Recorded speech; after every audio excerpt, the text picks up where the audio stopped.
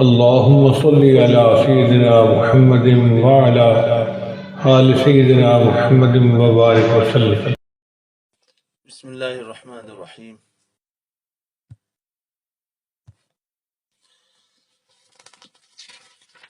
الحمد لله نحمده ونستعينه ونستغفره ونؤمن به ونتوكل عليه ونعوذ بالله من شرور أنفسنا ومن سيئات أعمالنا.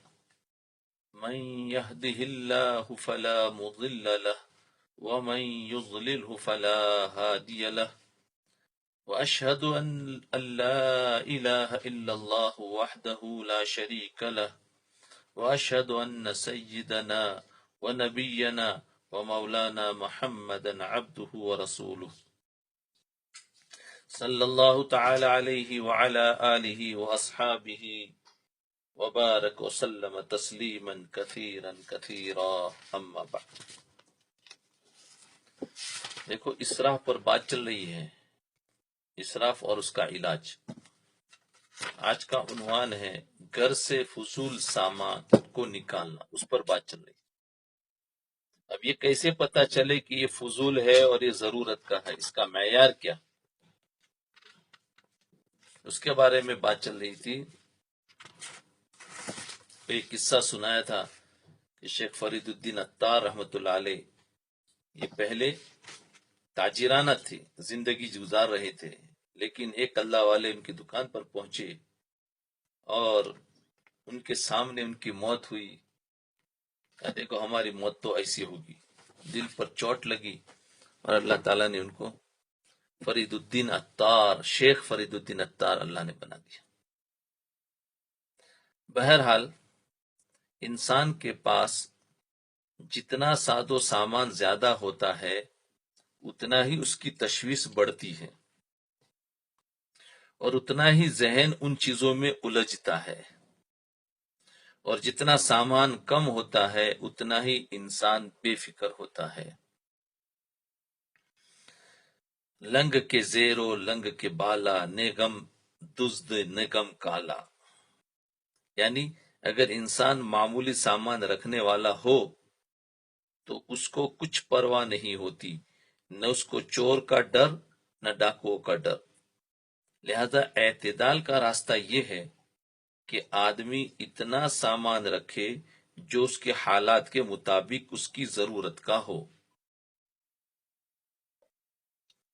اس سے زیادہ سامان جمع کر کے اپنا ذہن کیوں الجھائے، اس لیے اس سامان کو ٹھکانے لگائے.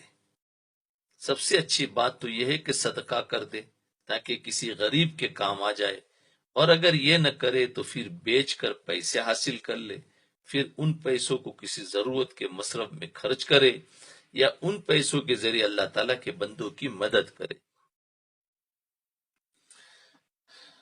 اب بعض گھروں میں خواتین یہ کرتی ہے کہ بیکار قسم کا جو سامان گھر میں پڑا ہوتا ہے، بیکار قسم کا جو سامان گھر میں پڑا ہوتا ہے ان کو جمع کرتی رہتی. مثلا ردی اخبار، نیوز کے جو کاغذ ہوتے ہیں ان کو جمع کر لیے، کوئی بوتلیں جمع کر لیتی ہے. پھر کیا ہوتا ہے، پھر کباڑی آتا ہے، یعنی جو اسکریپ لینے والا ہوتا ہے نا، تو یہ سارے اسی جمع کر لیا، اسکریپ والا آتا ہے تو پھر وہ عورتیں سامان اس کو بیچ دیتی. تو بہت سے لوگ خواتین کے اس عمل کو کنجوسی سے تعبیر کرتے کہ یہ تو کنجوس ہے، پھینکتی نہیں ہے، جمع کرتی. حالانکہ یہ کنجوسی نہیں، بلکہ حضرت والا اس ملفوظ میں جو کچھ فرما رہے ہیں اس کا مقصد یہی ہے کہ جو ضرورت سے زیادہ سامان گھر میں جمع ہو رہا ہے، بجائے اس کے کہ اس سامان کو بیکار کر کے ڈال دو، اس کو کسی مصرف میں لاؤ. بیکار کر دیا کچھ نہیں اور اس کو جمع کیا تو کچھ پیسے ملے، مصرف میں لاؤ. اور اگر خود کسی مصرف میں نہیں لا سکتے، استعمال میں نہیں لا سکتے، تو ان کو بیچ دو، اس سے 5-10 روپیہ حاصل ہو جائیں گے اور یہ اللہ کی نعمت ہے. ان پیسوں کو اپنے کسی جائز مصرف میں خرچ کرنا چاہو تو خرچ کر لو، ورنہ کسی اللہ کے بندے کو دے دو، اس کے کام آ جائیں گے.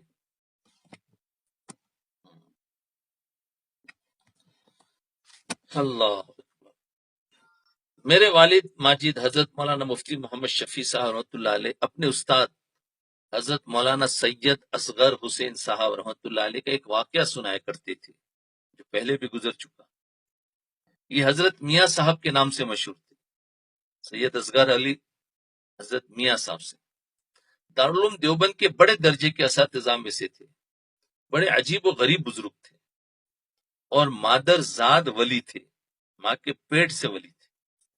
والد صاحب فرماتے ہیں کہ میں ایک دن کے گھر گیا ہوا تھا، کھانے کا وقت ہو گیا. فرمایا کہ آؤ کھانا کھا لو. چنانچہ میں نے ان کے ساتھ کھانا کھا لیا. جب کھانے سے فارغ ہو گئے تو میں نے سوچا کہ دسترخوان اٹھا کر باہر جھاڑ دوں. چنانچہ میں دسترخوان سمیٹنے لگا تو میاں صاحب نے پوچھا کہ کیا کرنے لگے ہو؟ میں نے کہا حضرت دسترخوان سمیٹ رہا ہوں. پوچھا کہ کس لیے؟ میں نے کہا باہر جا کر جھاڑ دوں گا. پوچھا کہ تمہیں دسترخوان جھاڑنا آتا ہے؟ یہ کس طرح جھاڑا جاتا ہے؟ میں نے کہا حضرت دسترخوان جھاڑنا بھی کوئی فن ہے، یہ بھی کوئی سیکھنا پڑتا ہے؟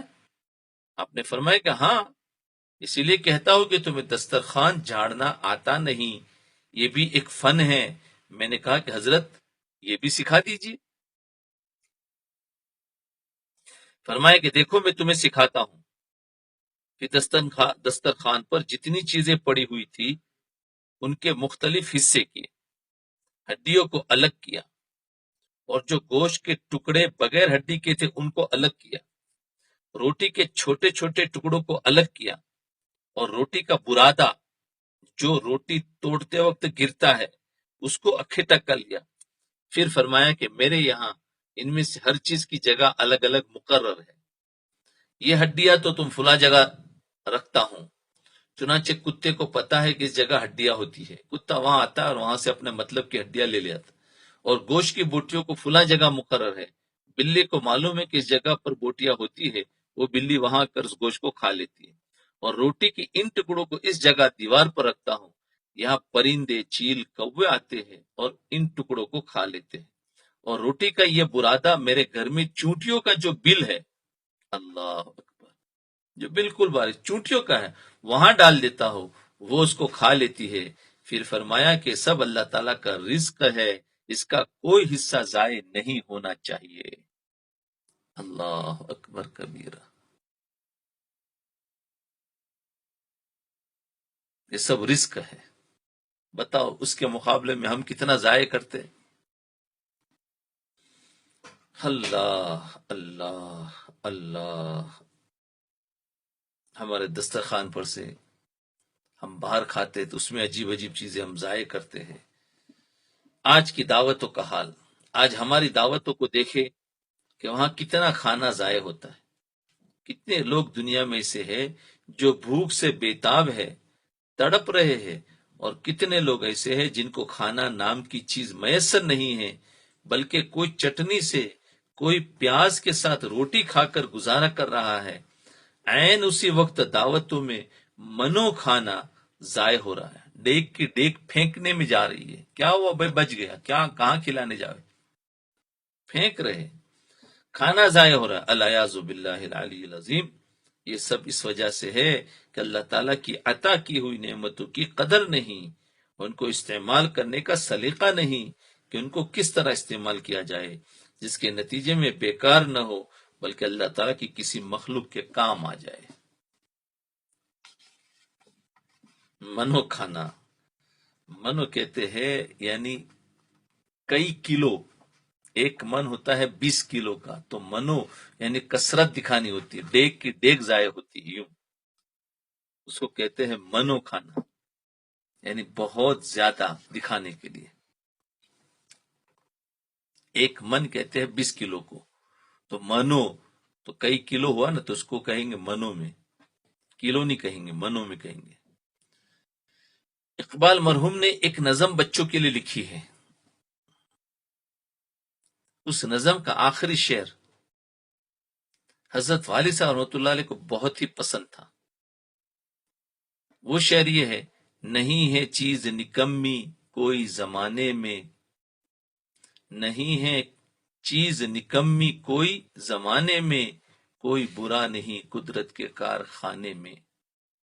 اس کائنات میں جو بھی چیز ہے اللہ تعالیٰ نے اس کو کسی حکمت اور مصلحت کے تحت پیدا فرمایا ہے. اس کو بیکار اور نکما نہ سمجھو، اس کی ناقدری نہ کرو، بلکہ اس کو صحیح طور پر استعمال کرو. بہرحال گھر میں جو فالتو چیزیں پڑی ہوتی ہے ان کا جائزہ لے، اس کو دیکھے، لے کر ان کو کسی کام میں لاؤ. آج ہی گھر جا کر اس پر عمل شروع کرو. اور جب اس نیت سے کرو گے کہ یہ بھی ہماری دینی تعلیم کا ایک حصہ ہے، یہ بھی ہماری تعلیم ہے، دین کی تعلیم ہے کہ ضرورت سے زائد چیزوں کو باہر کرو، دینی تعلیم کا ایک حصہ ہے، تو انشاءاللہ تمہارا یہ عمل بھی اجر و ثواب میں لکھا جائے گا. تو اگر ہم گھر کی ساری چیزوں کو نکال رہے ہیں، اس میں سے کام کی الگ کر رہے ہیں، بیکار کو بیچ کر پیسے استعمال کر رہے ہیں، تو اس میں جو وقت جائے گا نا، تو فرمائے تمہارا عمل بھی اجر و ثواب میں لکھا جائے گا. اگلی نصیحت میں بھی حضرت تھانوی رحمۃ اللہ علیہ اسی طرح کی بات ارشاد فرماتے ہیں. کیا؟ گھر کا معائنہ کرو، پورے گھر کو دیکھو، ایک ایک کباڑ کو کھول کر. گھر میں بہت سی چیزیں ایسی دیکھوں گے جو سڑ رہی ہے، کسی کو دیمک لگ رہی ہے. بس ایسی چیزوں کو اپنی ملک سے الگ کر دو تاکہ گھر میں رونق ہو. جی، گھر میں جو چیزیں پڑے پڑے سڑ رہی ہے، خراب ہو رہی ہے، ان کو الگ کرو. اس کا ایک فائدہ تو یہ ہوگا کہ وہ بھی اللہ تعالیٰ کی نعمتیں ہیں، اس کے نتیجے میں وہ صحیح مصرف میں استعمال ہو جائے گی. دوسرا فائدہ یہ ہوگا کہ گھر میں ایسی چیزوں کے پڑے رہنے سے گھر میں بے رونقی ہوتی، ان کو نکال دینے سے گھر میں رونق ہوگی اور صفائی بھی ہو جائے گی. یہ سب دین کا حصہ ہی ہے، جبکہ لوگ ان کو دنیا داری کی باتیں سمجھتے ہیں. لوگ اس کو دنیا داری کی باتیں سمجھتے ہیں، حالانکہ یہ سب دین کا حصہ ہی ہے. دیکھو کیسا کیسا دین سکھایا جا رہا ہے. ہاں، کم سے کم سال کے اندر ایک مرتبہ پورے گھر میں سے چیزوں کو صاف کرنا چاہیے. اور جو ہم نے رکھ دیا تھا کام آئے گی، سال کے بعد سوچ لے کہ ابھی نہیں آ رہی تو اس کو کرو، ختم کرو. پھر پورا سال دوسری چیزیں جمع ہوتی ہے. تو کم سے کم مہینے میں تو نہیں کر سکتے، سال 2 سال کے اندر پورے گھر میں سے ایسا وقت نکالے کہ اس میں سے ایک روم کے اندر سے زائد چیزوں کو نکال کر اور سب چیزوں کو سلیقے سے رکھ دے، تو گھر کے اندر ایک رونق آ جاتی ہے. صفائی بھی ہو جاتی ہے سال بھر میں، اور جگہ بھی ہو جاتی ہے. کئی چیزیں تو ہماری ویسے ہی سال بھر میں لے لیا ہے، تو اس میں جگہ بھی ہو جاتی ہے. حضرت تھانوی رحمۃ اللہ علیہ فرمایا کرتے تھے کہ اگر کسی کو صوفی بننا ہو یا ولی بننا ہو تو وہ کہیں اور چلا جائے. حضرت تھانوی فرماتے تھے کیا؟ صوفی بننا ہو، ولی بننا ہو تو وہ کہیں اور چلا جائے. بہت ساری خانقاہیں کھلی ہوئی ہے. اور اگر کسی کو آدمی بننا ہو، انسان بننا ہو، تو وہ یہاں ہے. یہاں تو آدمی بننے کے گور سکھائے جاتے ہیں، انسان بننے کے گر سکھایا جاتا ہے. حضرت تھانوی فرماتے تھے. تو دیکھو آج ہم صوفی تو بن جاتے ہیں، انسان نہیں بنتے. ولی تو بن جاتے ہیں، انسان نہیں بنتے. ارے انسان بنو، اس لیے کہ انسان کی کوئی کم فضیلت ہے؟ یا ایہا الانسان، اللہ تعالیٰ انسان کو پکار رہے ہیں. تو انسان بنو. تو جب انسان بنے گا تو وہ صوفی بھی ہوگا، ولی بھی ہوگا، سب کچھ ہوگا. اور انسان نہ بنا تو صوفی تو بنا کہ ظاہر میں تو عبادت کر رہے ہیں لیکن اندر سے کچھ اور ہے، انسان نہیں ہے، کوئی جانور ہے. اس لیے حضرت فرماتے تھے آج لوگ انسان نہیں بن رہے. کوئی تھوڑا بہت کسی کے پاس جا کر ذکر و اذکار کر کے صوفی بنتا ہے، عبادت کرتے بزرگ بنتا ہے. ارے انسان بنو. یہ ساری انسان بننے کی کہ دیکھو انسان ہوتا ہے وہ نارمل. اللہ کے رسول صلی اللہ علیہ وسلم بشر تھے. اگر کسی کو آدمی بننا ہو تو وہ یہاں ہے. یہاں تو آدمی بننے کے گر سکھائے جاتے ہیں. مسلمان وہ نہیں ہیں کہ جب تک مسجد میں مصلی پر بیٹھا ہے اس وقت تک تو وہ مسلمان ہے، اور جب مسجد سے باہر نکلا تو اب اس کا اسلام سے کوئی تعلق نہیں، یہ مسلمان نہیں ہے، اب اس کا اسلام سے کوئی تعلق نہیں، یعنی جو چاہے کرتا ہے۔ اور مسجد میں آیا تو کہتا ہے دیکھو مسجد میں باتیں کرنا منع ہے، مسجد میں ادھر ادھر مت کرو، یہ مت کرو، اور باہر نکلا تو اسلام بھول گیا۔ تو مسجد کا اسلام یاد ہے اور مسجد کے باہر کا اسلام اس کو یاد ہی نہیں، سکھا ہی نہیں۔ دکان کا کیا اسلام ہے؟ تو دکان میں تو ویسا ہی چلتا ہے جیسے سب لوگ چلتے ہیں۔ تو فرمایا اس کا باہر نکلا تو اب اس کا اسلام سے کوئی تعلق نہیں، بلکہ جو شخص مسلمان ہے وہ مسجد سے باہر بھی مسلمان ہے، گھر میں بھی مسلمان ہے، بازار میں بھی مسلمان ہے، آفس میں بھی مسلمان ہے، ہر جگہ پر وہ مسلمان ہیں۔ دین کی تعلیمات دین کی تعلیمات زندگی کے ہر شعبے سے متعلق ہے، ان سب کا اہتمام کرنا چاہیے۔ دیکھو ہر شعبے کا دین ہے۔ آج ہم نے تو صرف عبادت کا دین، وہ بھی پورا نہیں، اس میں سے بھی چند عبادتیں جو عام طور پر لی جاتی ہے تو اس کا ہم نے دین سیکھا، وہ نماز، روزہ، زکوٰۃ اور حج۔ عبادت تو اور بھی بہت ساری، اس میں سے چند چیزوں کو لیا ہے، باقی دین کے شعبے تو معاملات بھی ہے، معاشرت بھی ہے، اخلاقیات بھی ہے، ایمانیات بھی ہے اور عبادات بھی۔ تو اب اخلاق کا پورا شعبہ ہے تو اس کے اندر بھی مسلمان بننا ہے، معاملات کا جو پورا شعبہ ہے اس کے اندر بھی مسلمان بننا ہے۔ آج ہم نے اس کو چھوڑ دیا۔ تو یاد رکھو جب انسان بنے گا تو ہر جگہ پر مسلمان ہوگا۔ تو اس لیے فرمایا ان سب کا اہتمام کرنا چاہیے، زندگی کے ہر شعبے میں نے آپ کو بتا دیا جی۔ 5 شعبے پورے دین کا خلاصہ ہے، پورا دین اسی کے اندر ہوگا، ایمانیات، عبادات، معاملات، معاشرت اور اخلاقیات۔ 5 شعبے، اس میں عبادت کا جو شعبہ ہے اس کے اندر 5 وہ ہے، پلر ہے۔ عبادات میں کون سا پلر؟ نماز، روزہ، زکوٰۃ اور حج، اور 5واں ایمان، توحید۔ تو وہ عبادت کے اندر آتا ہے۔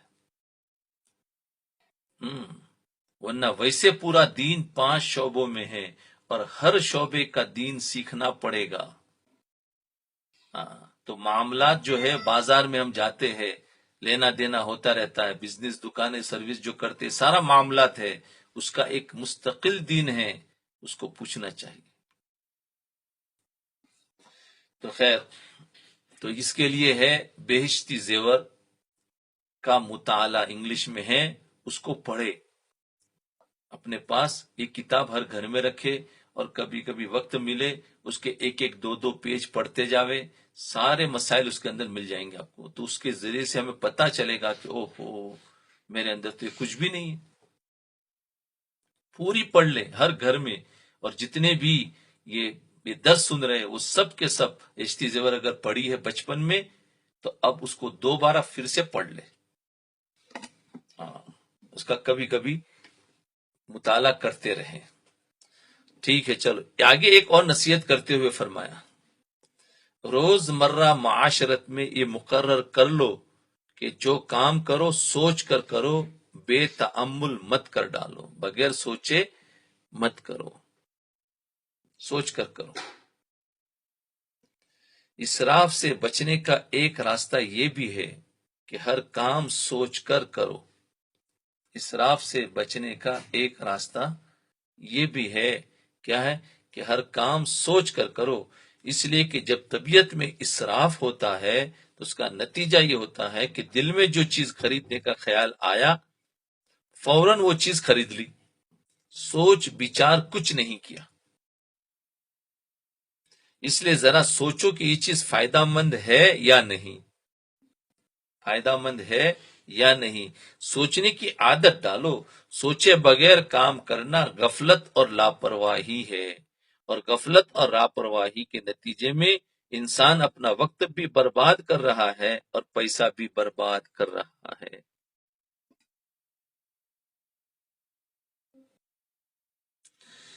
آخری نصیحت حضرت والا نے فرمائی، کسی کے کہنے سے کوئی کام مت کرو، بس اپنی رائے پر عمل کرو۔ سن لاکھ کوئی تجھے سناوے، سن سن لاکھ کوئی تجھے سناوے، کیجیو وہی جو سمجھ میں آوے، کیجیو وہی جو سمجھ میں آوے۔ یہ حضرت کی بات ہے، یعنی دوسرے لوگوں کے کہنے سننے سے متاثر نہ ہو۔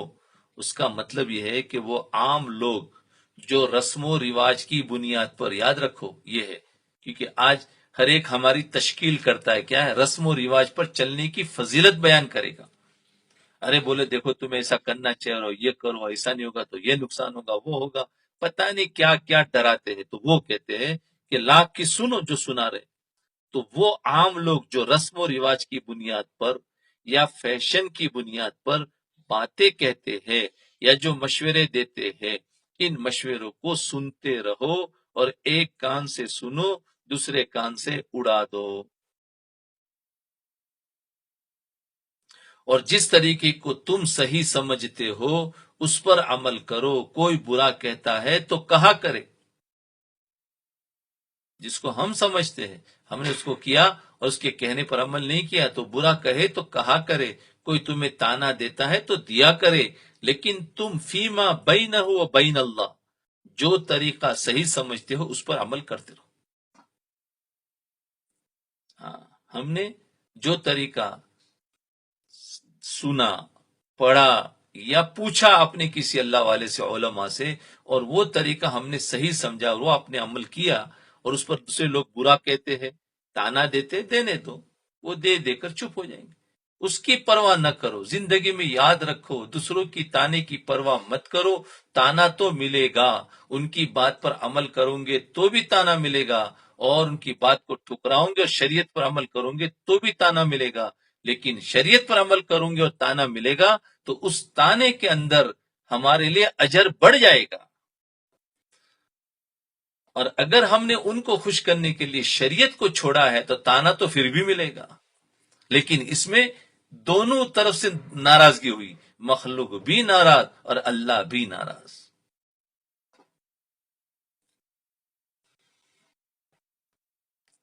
جی،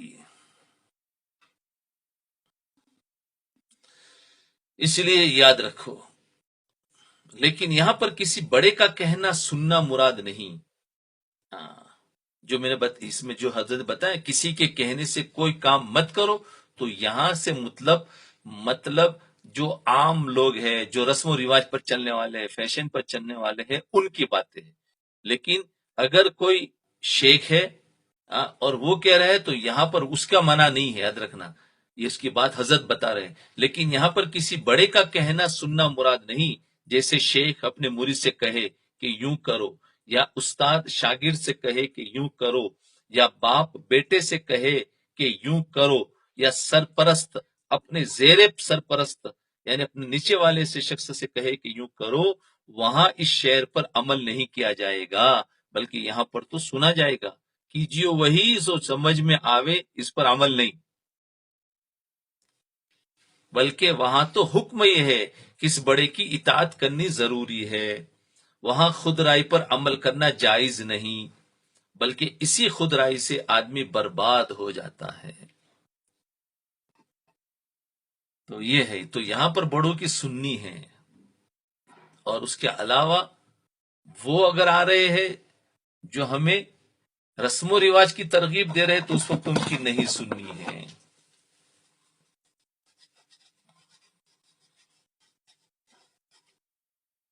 لہذا جب کسی کو بڑا بنا رہے ہو تو اس کو بڑا ماننے سے پہلے سوچ لو کہ بڑا بنانے کے قابل ہے یا نہیں، اس کی رائے قابل اعتماد ہے یا نہیں، اس کی دیانتداری قابل اعتماد ہے یا نہیں، یہ شخص میرا خیر خواہ ہے یا نہیں۔ جب یہ دیکھ لیا کہ یہ شخص میرا خیر خواہ بھی ہے، دیندار بھی ہے، اس کی رائے عقل مندی پر مشتمل بھی ہے، اور ان تینوں باتوں کا اطمینان ہو گیا، تو پھر اپنے آپ کو اس کے حوالے کر دو، اور پھر وہ جو کہے اس پر عمل کرو۔ پہلے جانچ لو، پھر اس کے مطابق عمل کر لو، تو پھر ان بڑوں کی ماننا ہے۔ لیکن یہاں حضرت تھانوی رحمۃ اللہ علیہ جو بات بیان فرما رہے ہیں وہ دنیا کی تعان و تشنی کی باتوں کے بارے میں فرما رہے ہیں. مثلا آدمی یہ سوچے کہ اگر یہ کام کریں گے تو دنیا والوں کو کیا منہ دکھائیں گے. ہوتا ہے نا، ہم یہ کہتے کہ اگر یہ کام کریں گے تو دنیا والوں کو کیا منہ دکھائیں گے. ارے بھائی، دنیا والوں کو منہ نہ دکھایا تو کیا فرق پڑے گا؟ دنیا والوں کو منہ نہ دکھایا تو کیا فرق پڑے گا؟ اور اگر ان کو منہ دکھایا اور انہوں نے تمہارا منہ دیکھ کر اور اپنا منہ بنا لیا اور تمہیں برا بھلا کہہ دیا تو تمہارا کیا نقصان ہوا؟ صرف اتنی ہی بات ہوگی کہ وہ یہ کہے گا کہ یہ شخص دکیانوس ہے، بیکورڈ کلاس کا ہے. اگر یہ کہیں گے تو کہنے دو کہ دیکھو تو صحیح، یہ پرانی طرح کی چلتا ہے. ابھی آج کا فیشنیبل زمانہ ہے، راکٹ کا زمانہ ہے، ٹیکنالوجی کا زمانہ ہے، اور یہ کیسے بات کر رہے تو کہنے دو. اگر یہ کہیں گے تو کہنے دو، ان کی وہ بات تو ہوا میں اڑ جائے گی، تم پر اس بات کا کیا اثر پڑے گا؟ اصل بات یہ ہے کہ اللہ تعالیٰ کے سامنے جا کر کیا منہ دکھاؤں گے اس کی فکر کرو. اللہ تعالیٰ کے سامنے جا کر کیا منہ دکھاؤں گے اس کی فکر کرو. بہت عجیب باتیں ہیں. اس لیے یاد رکھو، ہمیں تو سب سے پہلے اللہ کو راضی رکھنا ہے. جو آدمی ایک مرتبہ مخلوق کے کہنے سننے سے بے نیاز ہو جاتا ہے، ایک مرتبہ ہمت کر لیں گے کہ مخلوق کی ہمیں کوئی نہیں سننی، یعنی ان لوگوں کی جو ہمیں بے دینی کے پر ابھار رہے ہو، رسم و رواج پر چلا رہے ہو، اور اللہ جل شانہ کو راضی کرنے کی فکر کر لیتا ہے، تو ایسا شخص ہی بالآخر دنیا سے عزت کراتا ہے. پھر بعد میں لوگ اس کی عزت کرتے ہیں. یاد رکھنا، شروع میں وہی لوگ اس کو ذلیل سمجھیں گے، لیکن یہ ذلت کا ہمیں وسوسہ ہوتا ہے، حقیقت میں ذلت نہیں ہوتی. بعد میں وہی لوگ تعریف کریں گے کہ فلاں بندہ جو ہے وہ بہت صحیح ہے. اور دوسرے لوگ بھی اگر اس جیسی ہمت کرنا چاہے تو ہمارے ساتھ مل سکتے ہیں. تو گویا ہم نے ایک صحیح راستہ کھولنے کا دروازہ کھولا. رسم و رواج کو توڑیں گے تو دوسرے لوگ بھی ایسے ہوتے ہیں نا جو یہ چاہتے ہیں کہ ہم بھی اس طریقے سے چلے، تو ہمارے ساتھ مل جائیں گے، تو ہم ذریعہ بنے دوسروں کو بھی دین پر لانے کا. تو فرمایا آخر دنیا سے عزت کراتا ہے اور دنیا اس کے قدموں میں آتی ہے. اس دنیا کا تو خاصہ ہی یہ ہے. دنیا کی خصوصیت کیا ہے کہ اگر تم اس کے پیچھے بھاگو گے تو یہ تم سے بھاگے گی. دنیا کی خصوصیت کیا ہے؟ تم اس کے پیچھے بھاگو گے تو یہ تم سے بھاگے گی، اور اگر تم اس سے منہ موڑ کر بھاگو گے تو یہ تمہارے پیچھے بھاگے گی. یاد رکھو، اگر ہم کسی کی چاپلوسی کرنے جائیں گے تو وہ اور زیادہ نخرے کرے گا، اور اس کو چھوڑ دیں گے، بولے ہمیں کسی کی چاپلوسی نہیں کرنی ہے، ہمیں تو اللہ کو منانا ہے، تو وہ پلٹ کے تمہارے پاس ہے، بھائی صاحب کیا ہوا، تم کچھ کہہ رہے تھے نا. اب دیکھو، پہلے تو کہہ رہے تھے، وہ اور بھاگ رہا تھا اور بھاگ رہا تھا، آج نہیں کل کہہ رہا تھا، کل نہیں پرسوں کہہ رہا تھا، اور جب اس سے منہ موڑ لیا، اللہ کی طرف متوجہ ہو گئے، وہ خود پوچھنے آتا ہے حضرت کیا ہوا، آپ کچھ بات کر رہے تھے، میں تھوڑا بیزی تھا، مشغول تھا، معاف کرنا. اب دیکھو کیا ہوا، جا رہے تھے اس وقت تب پرواہ نہیں تھی، پلٹ گئے تو اللہ نے واپس کر دیا. ارے ہوتا ہے کہ نہیں ہوتا ایسا؟ تو فرمایا جب اس کے پیچھے بھاگو گے تو یہ تم سے بھاگے گی، اور اگر تم اس سے منہ موڑ کر بھاگو گے تو تمہارے پیچھے بھاگے گی. یہ دنیا انسان کے سائے کی طرح ہے. یہ دنیا انسان کے سائے کی طرح ہے. اگر تم سائے کے پیچھے بھاگو گے تو وہ تمہارے آگے آگے بھاگتا ہے. سائے کے پیچھے بھاگو تو کہاں آگے آگے بھاگتا ہے، تم جا رہے کبھی پکڑ نہیں سکو گے، اور وہ تمہارے آگے آگے بھاگتا جائے گا، اور کبھی اپنے سائے کو تم پکڑ نہیں سکو گے. اور اگر تم سائے سے منہ موڑ کر دوسری طرف بھاگو گے نا تو وہ سایہ پھر تمہارے پیچھے پیچھے بھاگے گا. اب دیکھو کتنی بہترین مثال دی. سایہ کہ تمہارے پیچھے پیچھے بھاگے گا. یہی معاملہ دنیا کا ہے، چاہے دنیا کی دولت ہو یا دنیا کی عزت ہو یا شہرت ہو یا جاہ ہو یا مال ہو، کچھ بھی ہو، اس کا قاعدہ تو یہی ہے. کچھ بھی ہو اس کا قاعدہ تو یہی ہے. لہذا اس بات کی تو فکر ہی چھوڑ دو کہ دنیا کیا کہے گی. اس بات کی تو فکر ہی چھوڑ دو، اس لیے کہ تم دنیا والوں کا منہ کبھی بند نہیں کر سکتے. دنیا والوں کا منہ کبھی بند نہیں کر سکتے. دنیا تو عجیب ہے، وہ تو تمہیں سناتی رہے گی. یاد رکھنا ہمارا کام ہے سنتے رہنا، اس سے گھبرانا نہیں، اس کی پرواہ نہیں کرنا، اللہ کی طرف متوجہ رہو. بیٹی کی شادی کا ایک واقعہ سنو. ایک شخص اپنی بیٹی کی شادی کر رہا تھا. ایک شخص اپنی بیٹی کی شادی کر رہا تھا. اس نے سوچا کہ جب بھی کوئی شخص اپنی بیٹی کی شادی کرتا ہے تو اس کے سسرال والے اکثر و بیشتر اس کو تانے دیتے کہ تو فلاں چیز جہیز میں نہیں لائی اور فلاں چیز جہیز میں نہیں لائی. اس کو تانا دیتے ہیں. اس نے سوچا کہ میں تانا دینے کا موقع ہی نہ دوں گا. اپنی بیٹی کی شادی کرا رہا تھا تو سسرال والے تانا دیتے ہیں، یعنی لڑکی اپنے ساتھ میں یہ نہ لائی وہ، کیونکہ یہ جہیز کا شادی کے وقت معلوم ہے وہ مطالبہ ہوتا ہے کہ ہمیں اتنا اتنا دو. کہیں گاڑی مانگی جاتی ہے، کہیں بائک مانگا جاتا ہے، کہیں فریج مانگا جاتا ہے، پلنگ مانگا جاتا ہے، پتہ نہیں کیا کیا گھر کا سارا سامان بولے دو. حالانکہ یہ تو مرد کے ذمے، بیٹی سے مانگتے، لڑکی سے مانگتے. تو اس باپ نے سوچا کہ یہ سسرال میں جائیں گے تو اکثر و بیشتر تانا دیتے، تو میں کہیں ایسا کروں کہ تانے کا موقع ہی نہ دوں گا اور دنیا کی ساری ضروریات کی چیزیں اپنی بیٹی کو دوں گا. چنانچہ اس نے ساری دنیا بھر کی چیزیں اپنی بیٹی کو جہیز میں دے دی تاکہ کیا ہو، تانا نہ سننا پڑے. جہیز میں دے دی تاکہ کوئی کہنے والا یہ نہ کہے کہ فلاں چیز نہیں دی. اچھا، جب بارات جہیز لے کر روانہ ہوئی، بارات یعنی یہ لڑکی والے جب جہیز لے کر روانہ ہوئے یہ ساری، تو راستے میں ایک ندی آ گئی. راستہ ہموار کرنے کے لیے پھاوڑے کی ضرورت پیش آئی، یعنی وہ جو لوہے کی چیز ہوتی ہے نا کجی کو، جو سیمنٹ وغیرہ کے، تو وہ پھاوڑا کہتے ہیں، اس کی ضرورت پیش آ گئی. اب سامان میں پھاوڑا تلاش کیا گیا. خود جہیز کا جو سامان تھا نا، اب ضرورت پڑی کہ مٹی کو ہٹانا ہے. تو اب ظاہر بات ہے اب وہ پھاوڑا بولے وہ اب سامان میں ہے کہ نہیں ہے. اب وہ بھی اس میں ڈھونڈ رہے کہ اس میں لڑکی کے جہیز کے سامان میں. فرمایا اس کو تلاش کیا گیا تو پھاوڑا نہیں ملا. کسی نے کہہ دیا کہ لو بھائی ان صاحب نے جہیز میں پھاوڑا تو دیا نہیں. پھاوڑا سمجھ گئے اس کو کیا کہتے ہیں سہیلی میں؟ ذرا لکھ دینا یا انگلش میں. اور جو سیمنٹ کے جو کاریگر ہوتے ہیں نا اس میں جو مکس کرتے ہیں تو اس میں ایک پھاوڑا ہوتا ہے اور ایک کھودنے کا ہوتا ہے، تو اس کو کہتے ہیں کیجی کو. جو بھی ہو اب سمجھ گئے. تو فرمایا وہ نہیں ملا. تو دیکھو حالانکہ اس نے بیچارے نے سب کچھ دیا، اب دیکھو کس وقت میں کیا ضرورت پیش آ گئی. تو فرمایا آج یہ راستہ آسانی سے بن جاتا، اگر پھاوڑا دیا ہوتا تو آج یہ راستہ آسانی سے بن جاتا اور پوری بارات آرام سے گزر جاتی.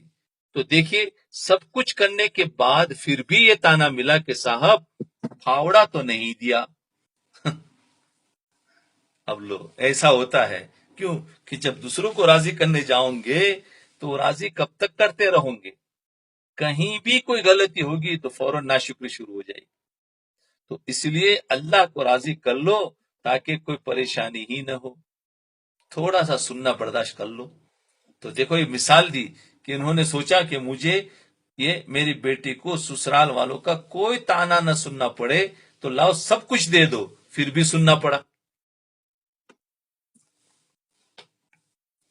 دنیا کا منہ بند نہیں کر سکتے، لہذا اس دنیا کے لیے تم کچھ بھی کر لو، اس دنیا کے لیے تم کچھ بھی کر لو پھر بھی تمہیں کچھ نہ کچھ ضرور کہے گی. اللہ اکبر، اللہ اکبر، بالکل صحیح ہے. تم کچھ بھی کر لو وہ ضرور کہے گی، تم اس کا منہ کبھی بند نہیں کر سکتے. اسی کے بارے میں حضرت تھانوی رحمۃ اللہ علیہ فرما رہے ہیں کہ کسی کے کہنے سننے سے کوئی کام مت کرو بلکہ اپنی رائے پر عمل کرو، یعنی اللہ تعالیٰ کے سامنے جواب دہی کا تصور کرتے ہوئے جس بات کو تم صحیح سمجھتے ہو اس پر عمل کرو۔ اس کے بعد اگر تمہیں کوئی کچھ کہے تو اس کی پرواہ مت کرو، اللہ تعالیٰ اپنی رحمت اور اپنے فضل و کرم سے ہم سب کو ان تعلیمات پر عمل کرنے کی توفیق عطا فرمائے، آمین۔